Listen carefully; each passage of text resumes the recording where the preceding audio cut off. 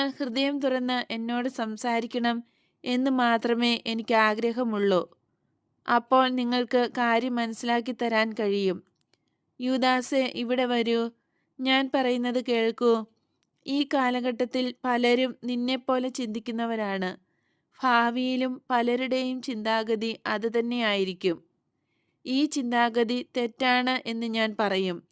ഇങ്ങനെ നീ ചിന്തിക്കുന്നത് ദുർബുദ്ധി കൊണ്ടല്ല, അജ്ഞത കൊണ്ടാണ്. കൊച്ചുകുട്ടികളുടെ തെറ്റായ ധാരണ പോലെയാണിത്. നിങ്ങൾ കുട്ടികളെപ്പോലെയാണ്, പാവങ്ങൾ. ഞാനിവിടെ ഗുരുവാണ്. ഉപദേശം നൽകി നിങ്ങളെ പക്വതയുള്ളവരാക്കാനാണ് ഞാൻ വന്നിരിക്കുന്നത്. തെറ്റും ശരിയും തിന്മയും തിരിച്ചറിയാൻ നിങ്ങൾക്ക് കഴിയണം.